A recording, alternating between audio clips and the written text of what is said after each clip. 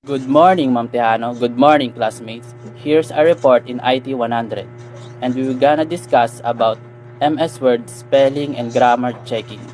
I am Othman Nasser Ajoc, and here's with me is Christian Gomez, Angelo Gabion, and Reynold Demi. So now, let's start our presentation. We have three objectives in this topic. First, to learn how spelling and grammar works in MS Word. Second, for us to consider that spelling and grammar is very important. Third, to open up our mind about these helpful features of MS Word. What is spelling and grammar checking? Spelling and grammar checkers are components of word processing programs for personal computers that identify apparent misspelling and grammatical errors by reference to an incorporated dictionary and a list of rules for proper usage. Spelling checkers cannot identify spelling errors that result in another legitimate word and are hard to use on documents that contain numerous words not entered in incorporated dictionary. Grammar checkers, which also generally check punctuation mark, sentence length, and other aspects of style, have been criticized for their reliance on oversimplified rules. A short background for Microsoft Spelling and Grammar Checkers. With Microsoft Word for Windows, you may spell and grammar check in English and a variety of languages. You must select the foreign language dictionary desired before you can spell check with any languages other than English. So, what is the use of spelling and grammar checking? Spell check identifies and corrects misspelled words. It also allows you to search a document yourself for words you know you've misspelled. In Microsoft Word, spell check options like spelling and grammar may be found under the Review tab and Proofing window. So again, I am Ajoc Othman Nasser, and the step-by-step procedure of this topic will be discussed by Christian Gomez. Good afternoon, everyone, especially Ma'am Tejano. I'm Christian Gomez from BSCS D2019, and I'm going to report the step-by-step procedure in doing spelling and grammar checking. First, select the text to be spell checked. Here we have a poem entitled Enchanted, so I'll read it first. There I was again tonight, forcing laughter, faking smiles, same old tired, lonely place. So the chosen word that was having an error is there. If foreign language spell checking is desired, select the foreign language dictionary to use. Second, run the spell checker. On the tool menu, point to language and select set language from the pop-up menu. The language window will open. Use the scroll bar to find the language you wish to use. Select the desired language from the list by clicking once on it to highlight it. And lastly, if you finish it, click OK. So what is this feature all about? As we knew about English of UK from the English of United States, it was different from each other. Just for example, the word mold. The mold in US spells MOLD while in UK is MOULD. If we select and activated the language English from UK, the mold from US that spells MOLD will be marked as an error as it occurs in other language. So next, running the spelling and grammar checker. Select the text to be spell checked if you don't want to check your entire document. From the tools menu, select the spelling and grammar. A dialog box like one below will appear. Incorrect spell words will appear in red type and a suggested replacement will be highlighted in the suggestion box below. If the selected word at the bottom of the spelling and grammar window is checked, A grammar check will be performed when the spell checker is finished. So in the suggestion box, it will show the words that might help you and will provide an option to replace the mistaken word.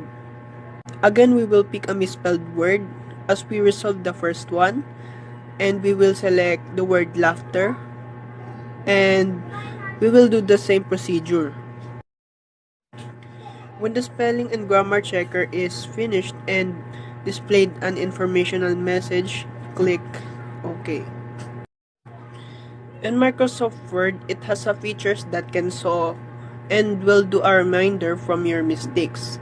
Actually, it will represent in three-colored highlight, which is red, blue, and green. Red represents misspelled word, blue represents contextual error, and green is for grammatical error, and if you have a misplacement in punctuation marks. That could be all in my report. I'm Christian Y. Gomez from BSCS D21 AM reporting. Good afternoon, everyone. Good afternoon, Ma'am Tejano. I am Othman Nasser Ajoc from BSCS D21. So here I will gonna show you how to do the step-by-step procedure of this topic. I have a sample passage here, and we will look for a misspelled word. As you can see, there's none. So let's just assume that there's one. So I will choose to misspell the word laughter. So let's put an extra letter. So as you can see, there's a red line underneath the word laughter. Then go to the review tab, click the spelling and grammar, then a dialog box of it will appear. The correct spelling of the word laughter will be suggested by this feature of spelling and grammar checker of Microsoft. Just click the corrected spelling, then click change. As you can see, there's a dialog box that tells your word is already corrected by this feature. Just click OK. What if there's a lot of misspelled word? So just repeat the procedure. Go to review, click spelling and grammar under the proofing window, then click the word that is misspelled.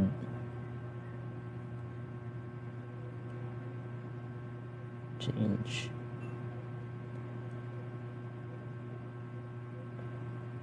Just like that.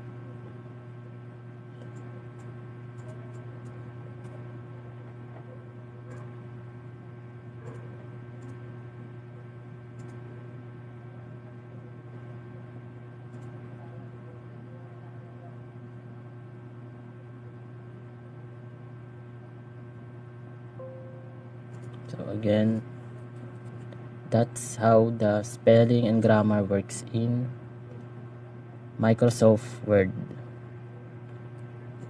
The spelling and grammar check is complete. So just click OK. Simple and easy, yet it still belongs to advanced topics of Microsoft Word.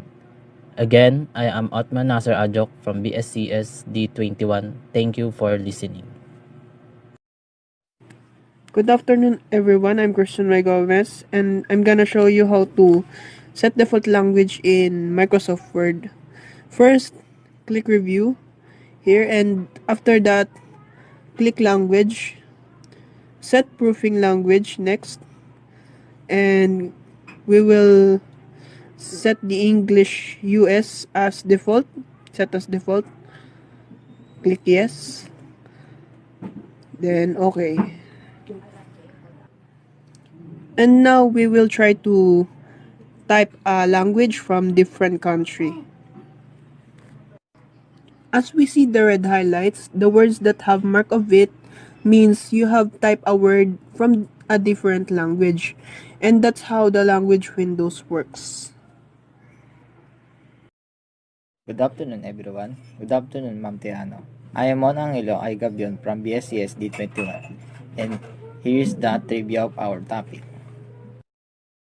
Trivia. Do you know that spelling and grammar are very simple, yet it is hard and complex sometimes? because of the way your mind absorbs it and how you think about it. It only tells that the mind of people is unstable sometimes because of mixed up thoughts, emotion, and knowledge. That's why Richard Brody created Microsoft Word with the help of Charles Simonyi to make word processing easier from us, like spelling and grammar. Do you know even the most educated people often unknowingly make common writing and speaking flubs? Even the professionals, sometimes they make unknowingly mistake to their writing and speaking skills, just like the reporters in the TV.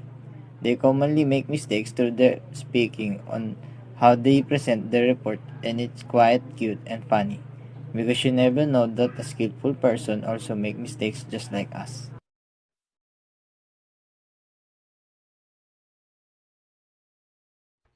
Why spelling and grammar important? Why you must learn these features of Microsoft Office? Who will be benefited by learning this topic? In what way can we apply this learning? For you, is spelling and grammar really that necessary? You consider that the knowledge of a person depends on his or her vocabulary.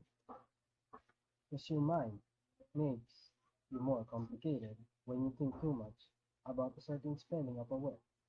Have you experienced it? Do you find these features helpful? Do you have a plan to master all of the Microsoft Office features? What can you say about the inventor and creator of Microsoft Office?